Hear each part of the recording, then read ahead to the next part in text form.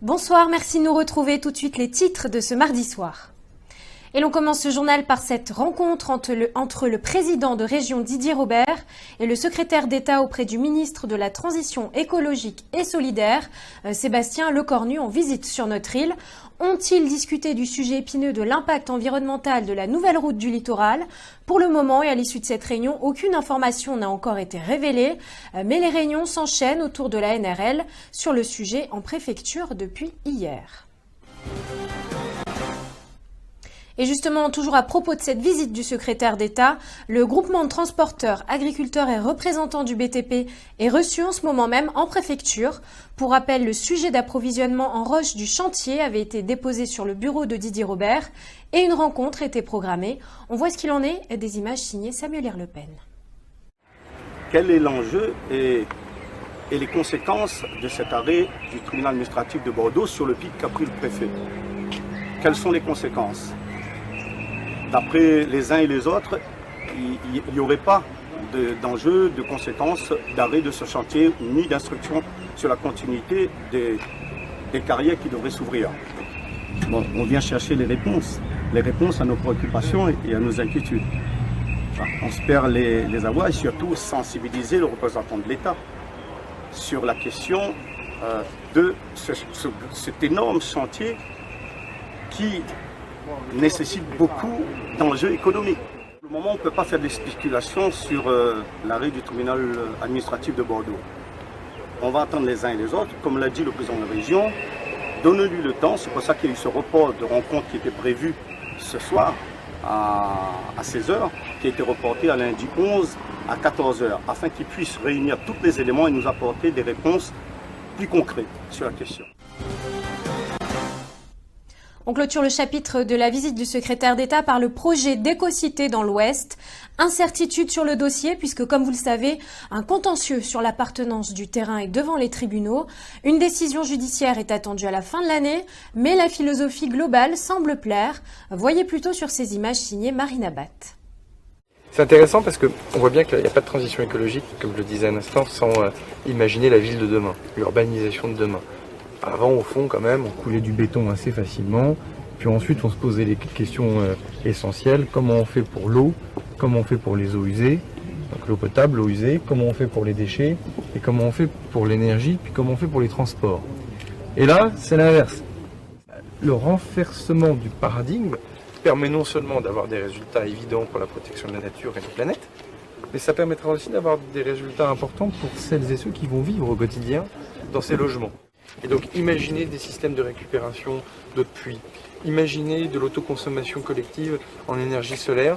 Tout ça participe aussi à un moment donné à une augmentation, en tout cas à une protection du pouvoir d'achat des Réunionnaises et des Réunionnais. On ne pourra pas construire comme on construisait avant, surtout dans un territoire, dans une île, dont la démographie est particulièrement dynamique et positive, et sur lequel on sait très très bien que c'est le littoral qui absorbe l'essentiel, bien sûr, la densité de population. Donc ça veut dire que si on veut protéger l'environnement, sans faire n'importe quoi sur le littoral, sujet d'actualité, il faut donc construire autrement. Le froid arrive samedi, c'est officiel. Les températures vont commencer à baisser dès ce week-end. Jusqu'à présent, l'île bénéficiait de températures supérieures à la moyenne depuis la fin du mois de mai.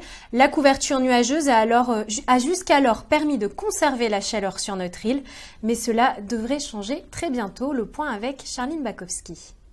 Effectivement, l'hiver a bien commencé vers le 30-31 mai. On a des températures relativement plus basses que la moyenne, que ce soit sur le littoral que sur les hauts. Par contre, les températures de la journée sont légèrement supérieures aux moyennes. Sur la période, on a eu des températures sous abri relevées au gîte de Bellecombe, à 2200 mètres d'altitude, 1,8 degré. Alors, ce qu'on constate également, c'est qu'on a un vent qui vient du secteur est, qui nous ramène des températures plus élevées que la moyenne. Par contre, à partir de samedi, les températures vont à nouveau baisser légèrement du fait que le vent viendra du secteur sud-est. Si l'on regarde un peu plus loin, jusqu'à, on va dire, à la fin du mois de juin, la Réunion devrait connaître des températures légèrement supérieures à la moyenne, qui est liée à la présence sur notre zone des mascareignes, des températures de surface de la mer plus élevées. Un PIB par habitant plus faible qu'en métropole, mais des facteurs encourageants pour notre économie. C'est le bilan de la dernière publication de l'INSEE sur l'économie réunionnaise. Mais des facteurs encourageants, voyez plutôt sur ces images signées Charline Bakowski. En termes de situation, on voit qu'on a un PIB par habitant quand même plus faible que la métropole, si on se compare à la métropole, avec un taux d'emploi qui est en dessous et une valeur ajoutée par emploi qui est en dessous, ce qui tient à la structure de l'économie réunionnaise, aux effets de géographie, à son histoire. Et par ailleurs, il y a également en fait des signaux positifs, parce que si on regarde sur 5 ou 10 ans ce qui se passe, on voit une forte hausse du nombre d'emplois très qualifiés, à forte valeur ajoutée.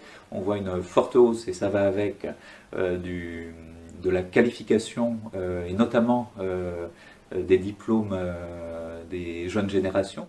Un jeune réunionnais qui est diplômé par exemple du supérieur, eh bien, il a autant de chances de trouver un emploi qu'un jeune métropolitain en métropole. On regarde par rapport aux autres économies de l'océan Indien, et là c'est une évidence mais on le constate, la Réunion fait figure de champion, parce qu'on est au-dessus en termes de PIB par habitant, largement au-dessus de Maurice ou des Maldives. Il n'y a guère que les Seychelles qui fassent jeu égal en PIB par habitant dans l'océan Indien. Une spécificité assez positive où les entreprises déjà existantes ont créé des emplois à La Réunion, alors que si on regarde en métropole, eh bien, elles ont globalement plutôt réduit leurs effectifs. Les groupes réunionnais sont majoritaires, c'est plus qu'un quart des emplois. Et puis, il n'y a que environ un quart des emplois qui dépendent de centres de décision extérieurs, c'est-à-dire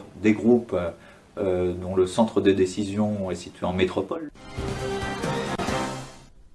Fin de ce journal, l'actualité revient demain. Très belle soirée.